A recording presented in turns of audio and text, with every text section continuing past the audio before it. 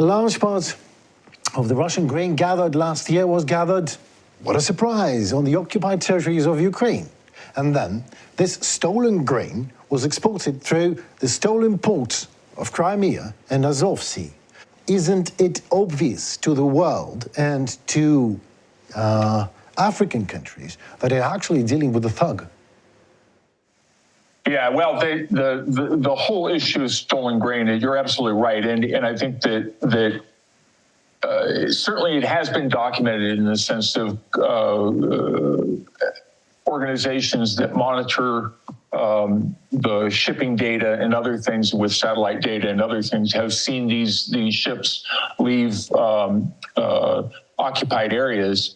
The harder thing is to get an idea of the magnitude of these and then where they end up in terms of destinations. I mean, some of it, the track we have seen where ships have been tracked into places like Lebanon or other places, but yeah, I think that there is a lot of concern there, and I think countries have done some countries have done a very good job of publicizing these ships and trying to get public opinion against accepting those sorts of shipments. But grain, has unfortunately, it has a way of it gets harder and harder to track once it gets to a country and other things. So again, to get a full idea of magnitude of this, I think is a bit more challenging, and it's also hampered by the fact that frankly Russia doesn't report or hasn't reported trade statistics for over a year. They claim they are going to restart, but it's been very difficult to get that data. So trying to do one's detective work, as it were, to try to understand where grains are coming from and where they're going has been certainly much more problematic. A lot of the shipment data, which is tracked via transponders, a lot of the traffic in the Black Sea transponders were turned off. So, and then mysteriously they would reemerge, near Turkey. So Pardon me, even turning off the transponder is illegal, so you can track that point and it was turned off and everything. But exactly, that's a kind of a detective story more than, than a business. But there are buyers and there are sellers, and they will continue buying and selling because they have simply no choice.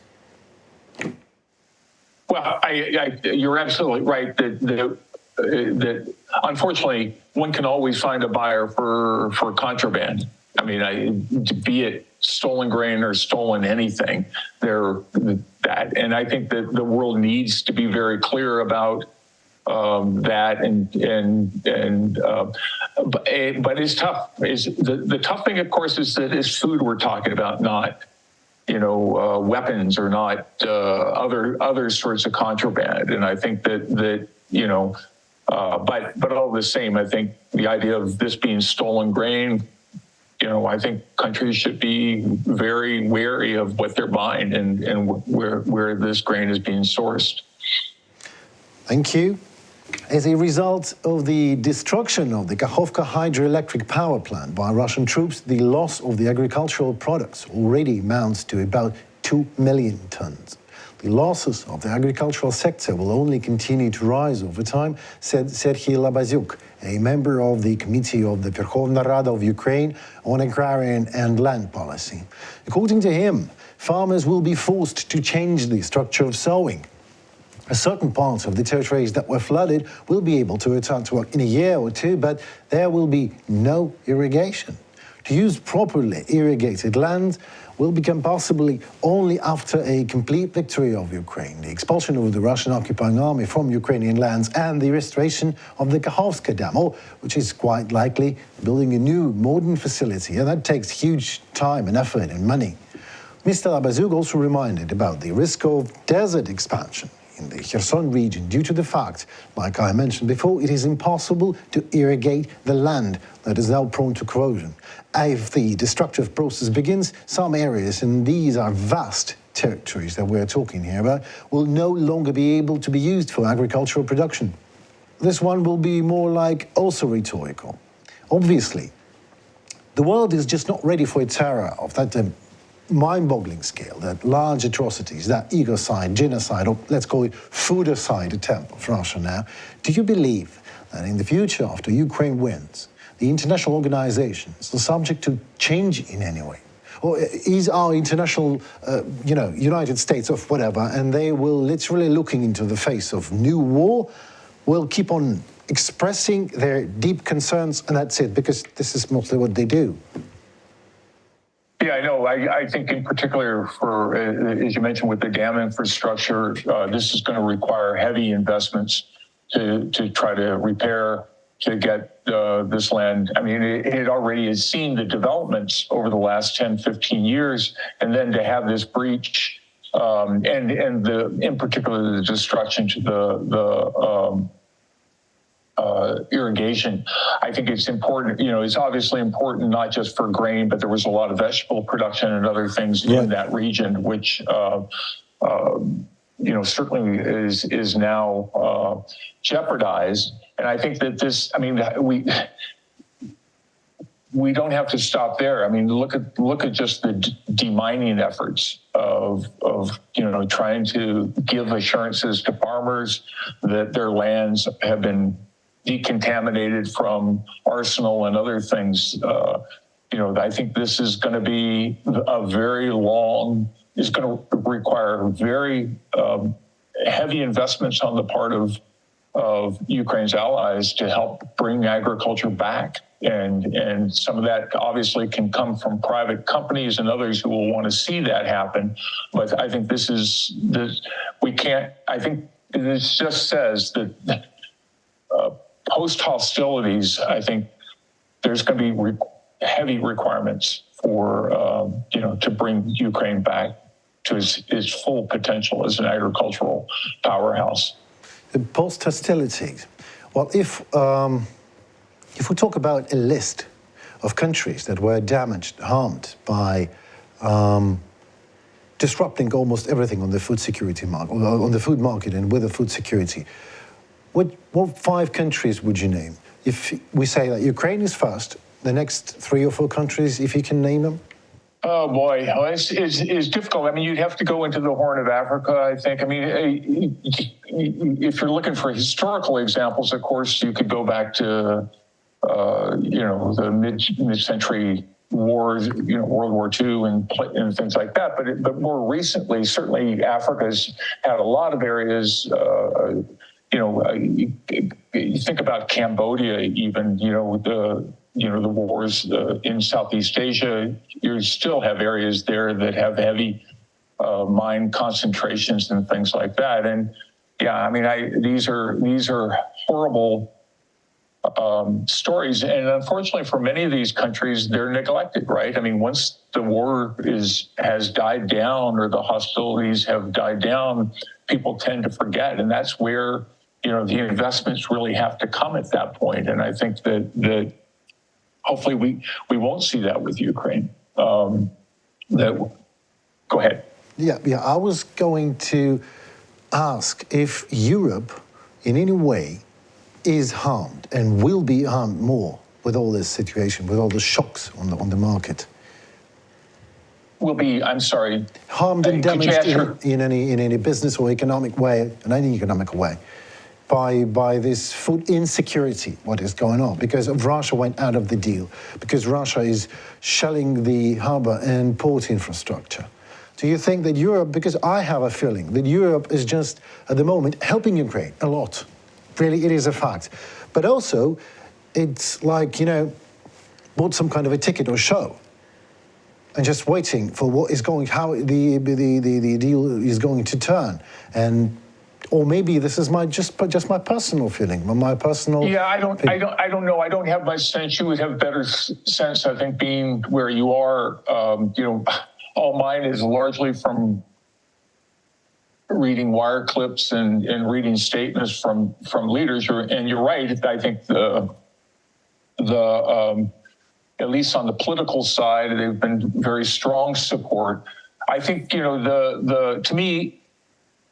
The things that Europe probably could do a better job addressing is this sort of tension with countries like Poland, Slovakia, Hungary, Romania, even, in terms of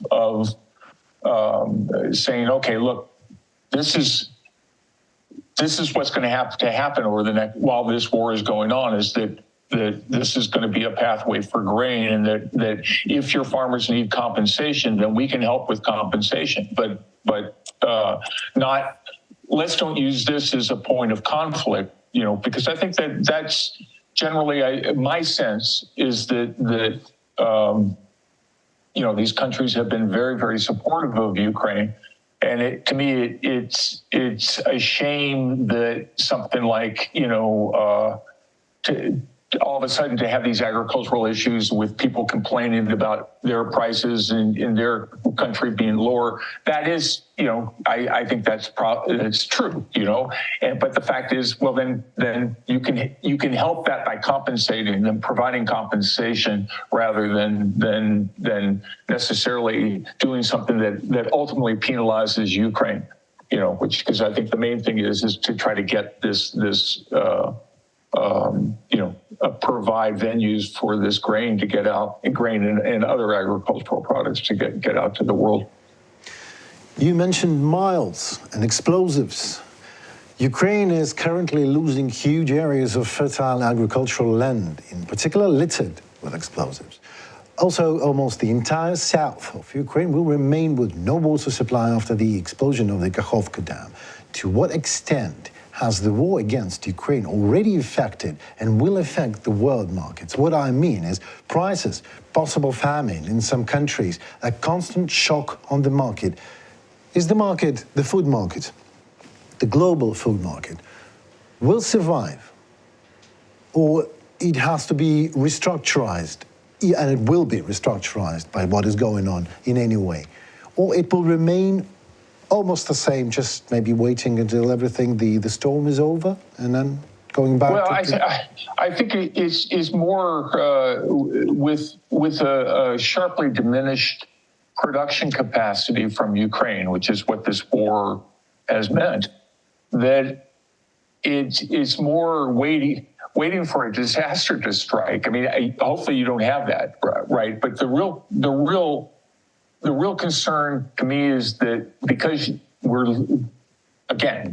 losing several million tons from Ukraine of grain that would normally make its way out to the rest of the world, that just means that other countries have to provide that. And, we have our global stock levels are at have been drawn down.